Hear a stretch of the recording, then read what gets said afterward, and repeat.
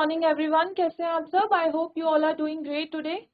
तो last class में हम लोगों ने क्या देखा था? हमारा जो टॉपिक था वो था बेटर देन द बेस्ट। मतलब इसमें हमने क्या देखा था? हमने डिग्रीज ऑफ कंपैरिजन देखे थे, जिसमें हम लोग क्या करते हैं, हमने अगर हम लोग किसी भी चीज को या किसी भी प्लेस को या किसी भी पर्सन को हम लोग कंपेयर करना चाहते हैं एक से या एक से ज्यादा से, तो उसके हम लोगों ने क्या देखे थे? रूल्स देखे थे, जिसमें हम लोगों ने क्या देखा था? कंपैरेटिव डिग्री देखा था, सुपरलेटिव डिग्री देखा था।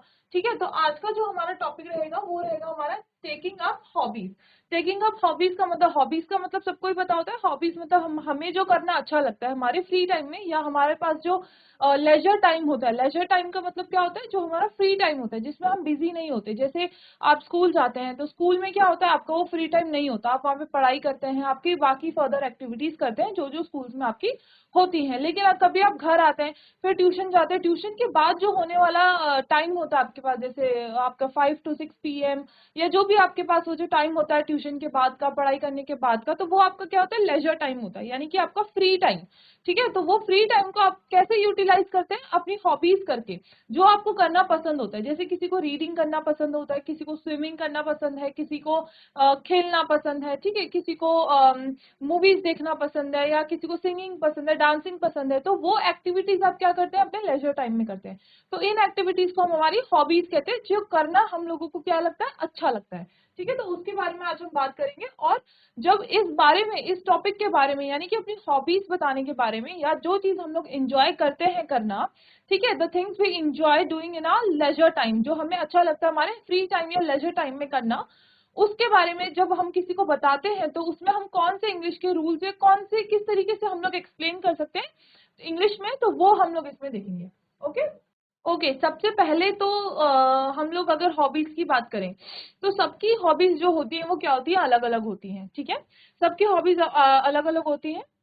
तो सबसे पहले जो चीज हम इसमें देखेंगे वो हम क्या देखेंगे? Names of different indoors and outdoor activities such as swimming and trekking and sports such as chess and cricket.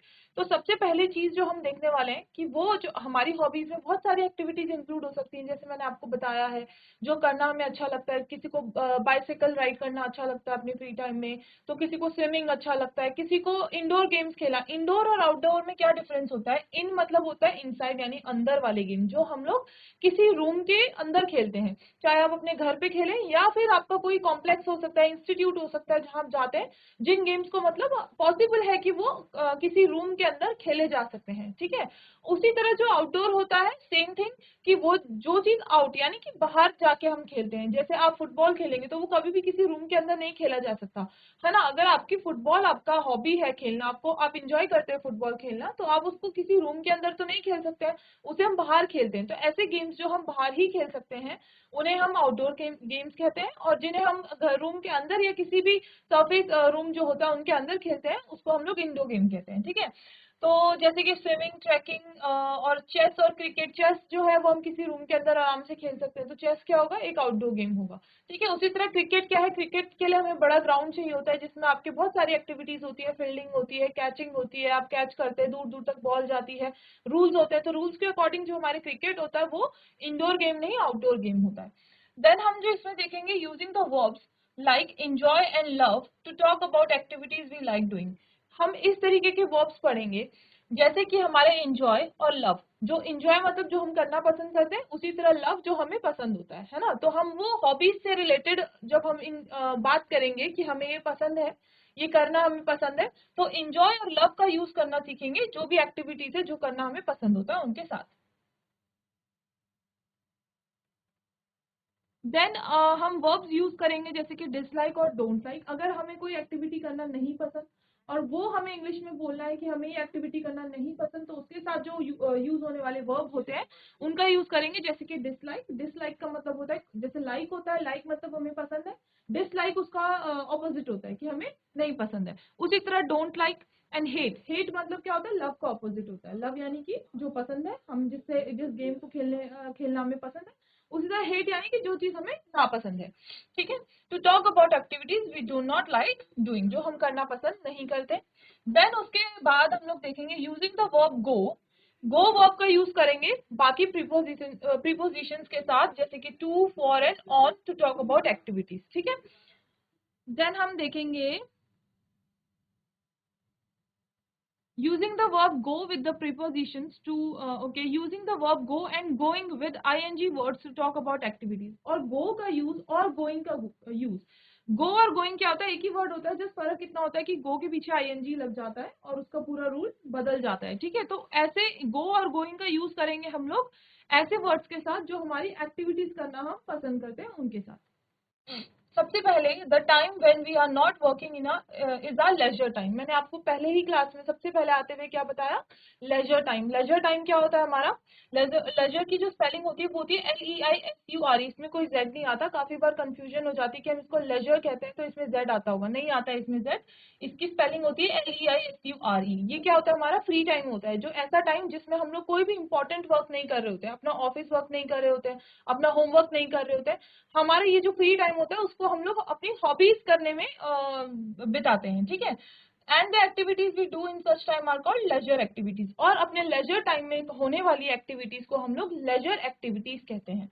What do you do in your leisure time? Do you read books, paint, cycle or swim? तो आप लोग अपने laser time में क्या करते हैं ये आप खुद सोचिए, है ना।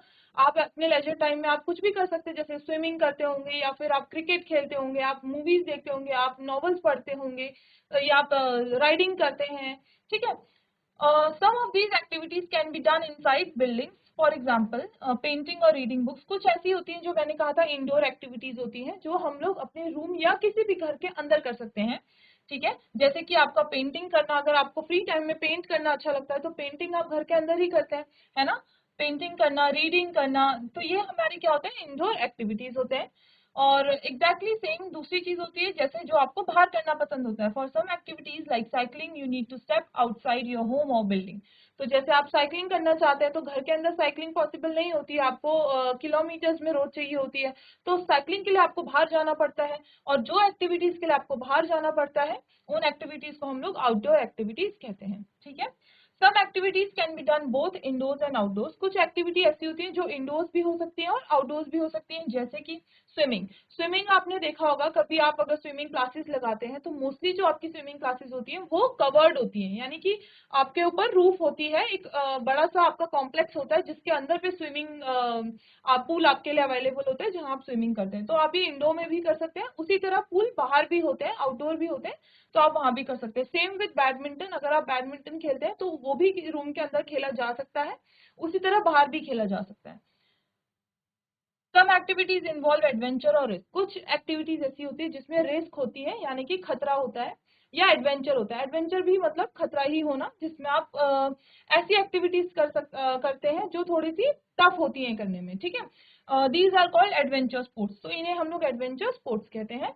For example river rafting. River rafting क्या होती है, आप एक बोट होती है, ठीक है, उसमें आप लोग बैठते हैं और वेव्स के साथ आप लोग बोटिंग करते हैं, तो वो थोड़ा सा रिस्की होता है लेकिन एडवेंचरस होता है। जो करना, जिसको एडवेंचरस चीजें करना पसंद है तो वो भी किया जा सकता है, और ये एक आउटडोर एक्टिविटी होती है जिसके लिए आपको बाहर ही जाना पड़ता है। ओके, यहाँ पे कुछ आउटडोर एक्टिविटीज और इंडोर एक्टिविटीज हैं। जैसे कि पहला आउटडोर एक्टिविटी है ट्रैकिंग। ट्रैकिंग क्या होता है, जैसे आपके माउंटेनियस एरियाज होते हैं, है ना, हिली एरियाज होते हैं, उसमें अगर आप चढ़ाई करते हैं, जैसे आप अपने गांव में भी करते होंगे कभी कभी, तो उसे ही हम लोग ट्रैकिंग कहते हैं। तो चढ़ाई चढ़ने के लिए हम लोग इंग्लिश में ट्रैकिंग कहते हैं, walking through mountainous areas. Okay, then एक आउटडोर एक्टिविटी है कैंपिंग। कैंपिंग क्या होता है, अपना टेंट या फिर आपकी जो भी जरूरत का सामान है उसको लेकर एक ऐसे एरिया में जाना जो नेचर से सराउंडेड होता है, यानी कि वहां पे पूरे नेचुरल चीजें होती है, पेड़ होता है, जंगल एरिया होता है, वहां पे अगर आप जाके रहते हैं तो उसको हम लोग क्या कहते हैं, कैंपिंग कहते हैं। और वो भी क्या हो सकता है, ये भी एक हमारा एडवेंचरस स्पोर्ट्स होता है, क्योंकि थोड़ा रिस्की होता है। अगर आप कहीं जंगल में या किसी ऐसे नेचर वाले एरिया में रहने जाएंगे तो वहां पे रहना ईजी नहीं, थोड़ा टफ हो सकता है। आउटडोर जो होता है बंजी जंपिंग। बंजी जंपिंग हमारा क्या होता है, बहुत ऊंची हाइट से आपको अगर कोई जंप करना है, ठीक है, वहां से आप जंप करते हैं, लेकिन आप पे क्या होता है, एक जो आप पे स्प्रिंग जो होती है वो आप पे कनेक्टेड रहती है, जिसकी मदद से आप नीचे नहीं गिरते हैं, आप जस्ट लटक जाते हैं, हैंग करते हैं, ठीक है। तो उसको हम लोग क्या कहते हैं, बंजी जंपिंग। ये भी एक एडवेंचरस स्पोर्ट्स होता है। देन आता है पैराग्लाइडिंग। ग्लाइडिंग और फ्लोटिंग इन एयर, यानी कि फ्लोट करना, आप हवा में जब उड़ने लगते हैं उसको हम पैराग्लाइडिंग कहते हैं, विद द हेल्प ऑफ आपके लाइट इंजन लेस एयरक्राफ्ट से, ठीक है।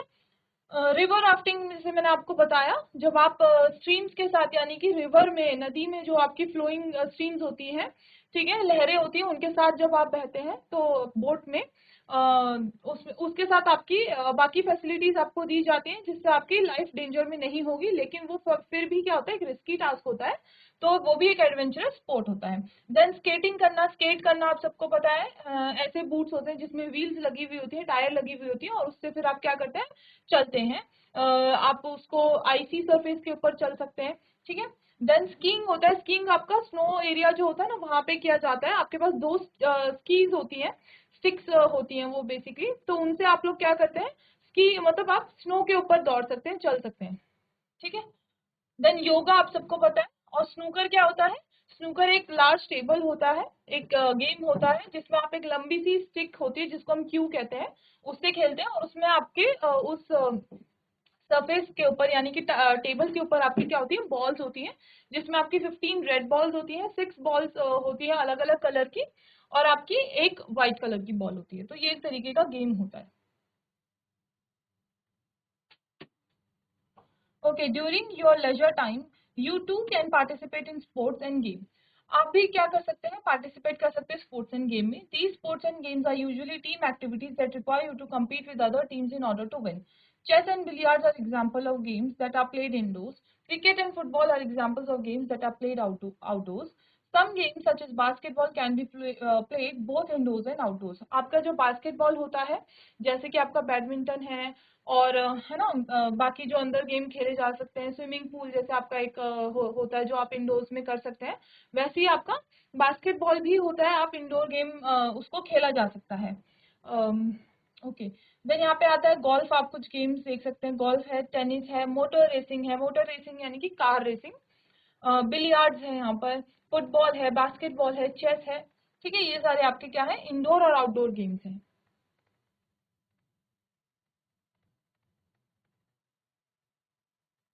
ये आपके क्या है, कुछ आउटडोर और इंडोर गेम्स हैं again.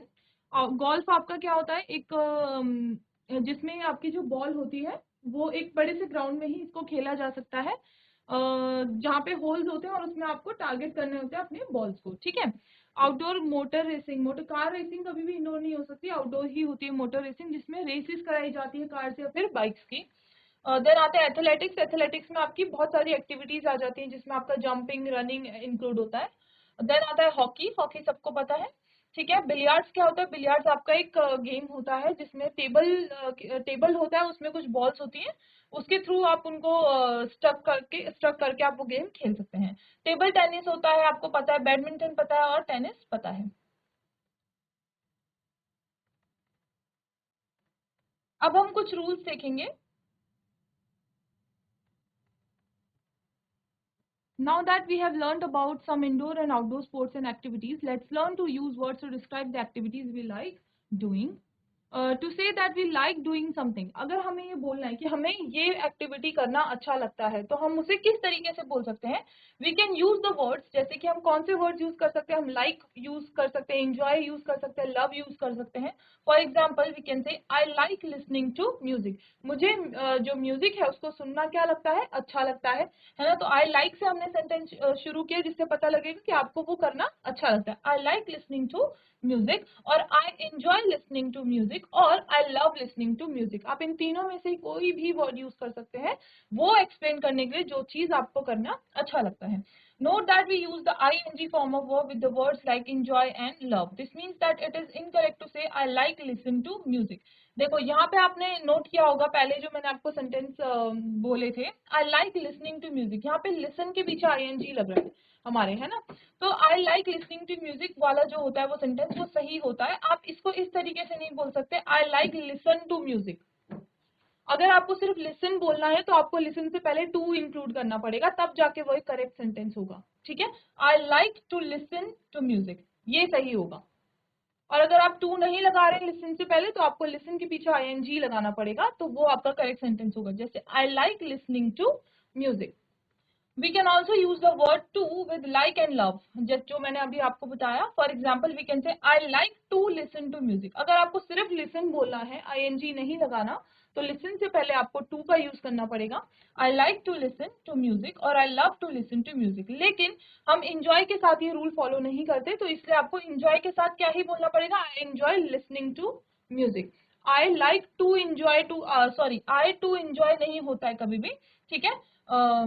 Sorry, I enjoy to नहीं बोल सकते हैं हम लोग, तो I enjoy listening to music ही हो सकता है, और उसके अलावा नहीं होता. लेकिन आप लव और लाइक के साथ अगर आप बोलना चाह रहे हैं कोई वर्ड ऐसा जो आपको करना पसंद होता है, उससे पहले आपको टू लगाना पड़ेगा. ओके, अब हम लोग कुछ ऐसी एक्टिविटीज के बारे में देखेंगे कि जो हमें करना पसंद नहीं होता. जो अभी तो हमने वो वाले सेंटेंसेस देखे जो करना हम लोग एंजॉय करते हैं, जो हमें करना पसंद है ना. अब हम क्या देखेंगे जो हमें करना नहीं पसंद. To say that we do not like to do something, we can use the word do not like. हम लोग क्या यूज कर सकते हैं, डू नॉट लाइक या डोंट लाइक, एक ही बात है. या फिर डिसलाइक एंड हेट का यूज कर सकते हैं, ठीक है. For example we can say I don't like cleaning my room, I don't like cleaning my room, और I dislike cleaning my room, और I hate cleaning my room, ठीक है.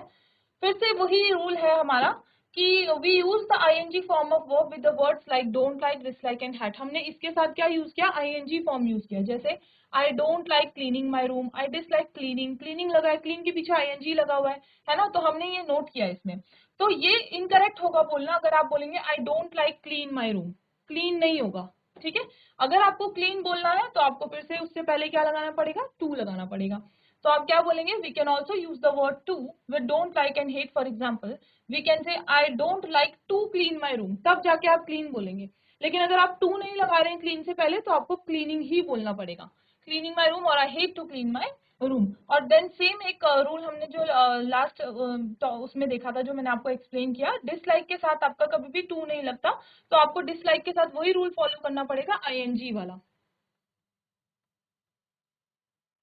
यहाँ पे देखते हैं डू नॉट लाइक, डिसलाइक और hate. तो ये किसके साथ यूज होता है हमारा, I we they you, name of more than one person. तो उनके साथ हम लोग डू और डिसलाइक और हेट का यूज करते हैं. डू मैंने हमने पहले भी पढ़ा हुआ है, डू जो हमारा यूज होता है वो किसके साथ यूज होता है, प्लूरल के साथ यूज होता है, ठीक है. तो यहाँ पे देखना, और एक आई के साथ भी डू यूज होता है, जबकि आई हमारा सिंगुलर होता है, लेकिन ये एक एक्सेप्शन केस है, तो आई के साथ हम डू का यूज करते हैं. वी हमारा प्लूरल है, दे हमारा प्लूरल है, यू भी हमारा प्लूरल होता है, ठीक है. They do not like cleaning their room. We dislike cleaning our room. Shubha and Richa hate cleaning their room. या फिर अगर आपको सिर्फ क्लीन बोलना है तो आप कैसे बोलेंगे, Shubha and Richa hate to clean their room. To आपको लगाना पड़ेगा. सेम आपको सिंगुलर के साथ है, सिंगुलर के लिए डू नॉट लाइक की जगह डज नॉट लाइक हो जाता है, क्योंकि डू और डज में सिर्फ एक डिफरेंस होता है, डू हमारा प्लूरल के साथ लगता है और डज हमारा सिंगुलर के साथ लगता है, ठीक है. तो डज नॉट लाइक, डिसलाइक्स और hates. He does not like cleaning his room. She dislikes cleaning her room. Shubha hates cleaning her room. Then look at these picture and read what the people say. Observe the word they use for expressing their likes and dislikes. अब हमें इनके through बोले गए sentences को हम लोग पढ़ेंगे और हम देखेंगे कि वो लोग क्या चीज करना enjoy करते हैं और क्या चीज enjoy करना नहीं enjoy करते हैं. I hate doing my homework. या फिर I hate to do my homework, ठीक है. वो क्या बोल रही है, उसे अपना होमवर्क करना बिल्कुल भी पसंद नहीं है. जब हमें कोई चीज करना पसंद नहीं होता तो उसके लिए हम लोग हेट का यूज करते हैं, या do not, does not like का यूज करते हैं, या फिर डिसलाइक का यूज करते हैं, ठीक है. आई हेट एक्सरसाइजिंग, या फिर आई हेट टू एक्सरसाइज, ठीक है. आई डिसलाइक पेइंग टैक्सेस, मुझे टैक्स पे करना अच्छा नहीं लगता है. आई इंजॉय प्लेइंग टेनिस, वो इंजॉय करता है क्या खेलना, टेनिस खेलना. Then I love acting in films, मुझे फिल्म्स में एक्टिंग करना बहुत अच्छा लगता है, ठीक है. तो इसी तरीके से आप जो एक्टिविटीज एंजॉय करते हैं या एंजॉय नहीं करते हैं, उसको आप इंग्लिश में किस तरह बोलेंगे, इसी तरह बोलेंगे, ठीक है. Okay, let's listen to the use verb go with the prepositions to, for and on to talk about activities. We use go with for. Go को हम for के साथ कब यूज करते हैं, go क्या होता है, हमारा verb होता है, और जो हमारा to, for, on ये क्या होते हैं, हमारे prepositions होते हैं. तो go का यूज करना हम इनके साथ सीखेंगे. तो go for के साथ हम तब यूज करते हैं जब हम किसी एक्टिविटी के बारे में बात करने वाले होते हैं, ठीक है. जैसे go for a walk, walk क्या है, एक एक्टिविटी है, तो walk के लिए, वैसे for का जो मतलब होता है वो होता है के लिए, ठीक है. तो गो फॉर अ वॉक, वॉक के लिए जाओ, गो फॉर अ वॉक. ठीक है। हम लोग गो का टू के साथ कब यूज करते हैं, जब हम किसी प्लेस के बारे में बात करते हैं, जैसे go to the cinema hall, कहाँ जाओ, सिनेमा हॉल जाओ। ठीक है। हम लोग गो का टू के साथ कब यूज करते हैं, जब किसी इवेंट के बारे में बात करते हैं, जैसे गो टू अ पार्टी, है ना। हम गो का टू के साथ कब यूज करते हैं, जब हम नाउन्स की बात करते हैं, किसी चीज की बात करते हैं, जैसे गो टू बेड, अपने बेड में जाओ, सोने के लिए जाओ, गो टू वर्क, काम के लिए जाओ, है ना। हम गो का कब यूज करते हैं टू के साथ, जब हम किसी एक्टिविटी के बारे में बात करते हैं, जैसे सॉरी फॉर के साथ हमने जो पहले देख लिया, ठीक है, ये दोबारा रिपीट हुआ है, गो फॉर अ वॉक। हम लोग गो का ऑन के साथ कब यूज करते हैं, जब हम किसी ट्रेवल रिलेटेड एक्टिविटी के बारे में बात करते हैं, जैसे go on a trip, go on a trip to Manali, go on a trip to Goa. जब भी हम किसी जगह की बात करते हैं, ठीक है, किसी ट्रैवल रिलेटेड एक्टिविटी के बारे में बात करते हैं, तो उसके साथ गो के साथ हम क्या लगाते हैं, ऑन लगाते हैं। ठीक है। वी कैन यूज वेंट, हम वेंट, वेंट क्या होता है, हमारा गो का पास्ट फॉर्म ऑफ वर्ब होता है, गो का पास्ट फॉर्म ऑफ वर्ब क्या होता है, वेंट होता है। तो वेंट जो होता है past form of go with two, for and on, using the same rules, इन्हीं रूल्स के साथ हम लोग वेंट का भी यूज करते हैं। यानी कि वेंट के लिए कोई अलग रूल नहीं है, जो आप गो के लिए मैंने आपको रूल्स बताए हैं कि गो के साथ ऑन कब यूज होता है, गो के साथ फॉर कब यूज होता है, गो के साथ टू कब यूज होता है, उसी तरह वेंट के साथ भी बाकी प्रिपोजिशंस वैसे ही वर्क करते हैं, कोई अलग रूल नहीं है। We can say went to the cinema hall, went to the cinema hall, जैसे हमने कहा go to the cinema hall, उसी तरह went to the cinema hall. Went to a party, to लगाया यहाँ पे, है ना, क्यों, किसी किसी ओकेजन के लिए, किसी इवेंट के लिए। वेंट टू बेड, नाउन के साथ वेंट का यूज किया। वेंट फॉर अ ड्राइव, है ना, वेंट फॉर अ ड्राइव, किसी एक्टिविटी के लिए वेंट ऑन अ ट्रिप। ठीक है। हम लोग किसी ट्रैवल रिलेटेड एक्टिविटी की बात कर रहे हैं। यहाँ पे क्या है, look at the pictures and read the pamphlet about a holiday resort, observe the use of prepositions with go to talk about various activities. अब यहाँ पे हम ये देखेंगे कि गो के साथ हम लोगों ने कौन कौन से प्रिपोजिशंस का यूज किया है। I want to go for a trek, I want to go for, go का देखो फॉर के साथ यूज हुआ है। I go horse riding during my holidays, we go river rafting in summer, let's go on a picnic, go on a picnic, travel related go के साथ on का use किया हमने यहाँ पे। ठीक है। देन यहाँ पे I go horse riding during my, यहाँ पे कोई प्रिपोजिशन आपका यूज नहीं हुआ है। I want to go for a trek, go का गो के साथ फॉर का यूज किया है यहाँ पे, ठीक है, आपके कहीं जाने के लिए। Okay. Let's now learn to use go with words ending in ing. For example, go swimming, go shopping and so on. अब हम लोग क्या देखेंगे, go का यूज करना ऐसे वर्ड्स के साथ जो एंड करते हैं ing के साथ। ठीक है। जैसे when we use go with ing words, we do not use any prepositions. हम लोग जब भी ing वाले वर्ड्स का यूज कर रहे हैं, जैसे swimming, dancing, उसके साथ हम लोग कभी भी prepositions का यूज नहीं करते। ठीक है। It is incorrect to say go to swimming, ठीक है, गो स्विमिंग हो सकता है, गो फिशिंग हो सकता है, गो टू स्विमिंग नहीं होता, गो टू फिशिंग नहीं होता। ठीक है।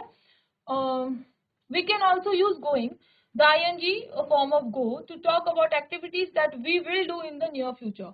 हम ing वाले वर्ड्स का यूज कब करते हैं गोइंग के साथ, तब करते हैं जब हम ऐसे एक्टिविटी की बात करते हैं जो हम फ्यूचर में करने वाले हैं या करने जा रहे हैं। जैसे I am going to watch a movie, मैं देखने वाला हूँ मूवी, ये मैंने पहले भी आपको बताया हुआ है। I am going to watch a movie, I am going for a walk, और I am going on a trip. ठीक है। Note that with going we follow the same rules for using prepositions that we used with go. हम going के साथ भी वही rules follow करते हैं जो हमने go के साथ और went के साथ किए थे। ठीक है। We can also use going with other words that end in ing.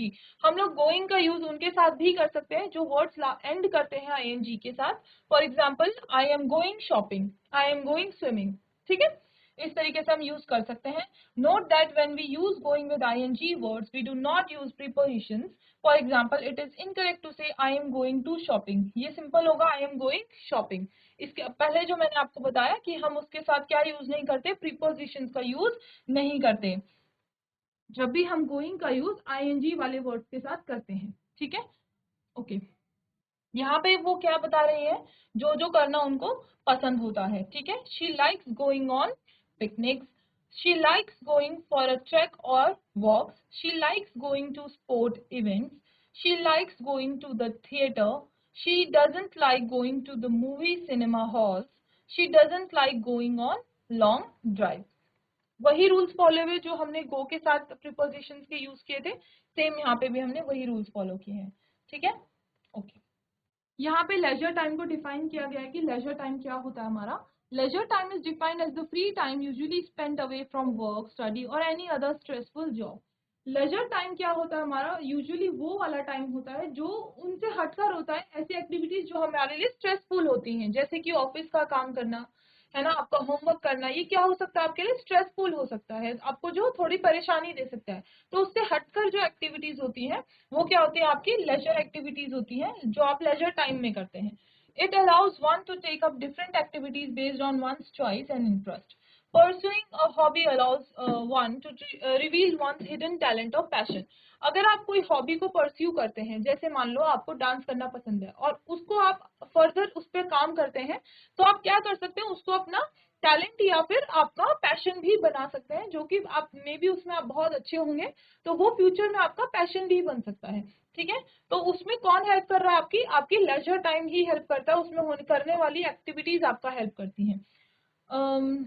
It also helps find like-minded people on the basis of the area of interest. Popular activities which people like to do in their leisure time includes reading books, watching movies, singing song, dancing, playing an instrument or a game, indulging in recreational sport activities for staying fit and healthy, or relaxing hobbies such as meditation, yoga, etc. ये सारे क्या है, हमारे वो activities हैं जो हम लोग अपने फ्री टाइम में करना पसंद करते हैं, जैसे कि यहाँ पे लिखे हुए हैं बहुत सारी activities, singing song, dancing, playing या वॉचिंग मूवीज। ठीक है, जीआईसी देव प्रयाग, मैं आप लोगों को स्क्रीन पे देख सकती हूँ, अपने हैंड्स को रेज करिए अगर आपको मेरी आवाज आ रही है। ओके, एंड जीआईसी भटकोला, आपको आवाज आ रही है, अपने हाथ खड़े करो अगर मेरी आवाज आप तक पहुंच रही है। ओके, ठीक है, तो जीआईसी देव प्रयाग से मैं बात कर सकती हूँ अभी, आप लोग माइक ले लो, माइक ले लो कोई भी एक बच्चा। नॉर्मल आप लोगों से आपकी हॉबीज पूछूंगी कि आपकी हॉबीज क्या क्या है। ठीक है, आज हम लोग हॉबीज के बारे में पढ़ रहे हैं ना, जो हम लोग अपने फ्री टाइम में करते हैं। ओके, माइक ऑन गुड करके बात मॉर्निंग करो। मैडम। गुड मॉर्निंग, क्या नाम है गुड आपका? Morning ma'am. Prince Negi. Okay, hi Prince Negi, आपसे ही बात होती है मेरी मोस्टली, है ना। तो आप बताओगे आपकी यस हॉबीज मैम। क्या क्या है, what are your hobbies? Ma'am football. Football, okay, आप बोलो playing football. Yes ma'am, playing football. Very good. Okay, playing football, तो जब भी आपको फ्री टाइम मिलता है ना, whenever you get free time, तो आप क्या खेलते हो, फुटबॉल खेलते हो। Okay, very good. चलो आप अपने जो आपके बगल में बैठे हैं लेफ्ट हैंड साइड में, उनको दे दो माइक।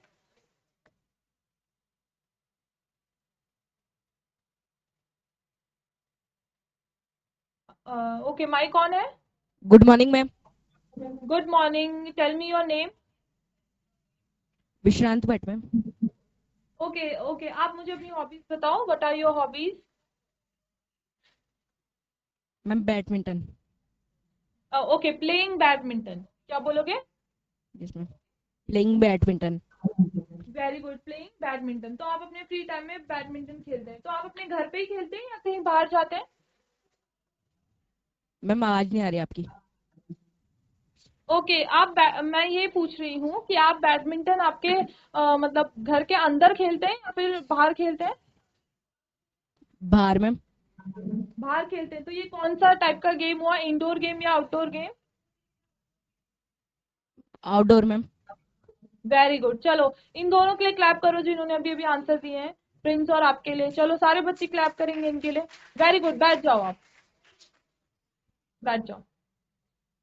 ठीक है, चलो हम आगे मूव करते हैं। Okay, look at the given images and identify the leisure activities. Classify them as indoor or outdoor and write 2 sentences on each activity in the space provided in your workbook.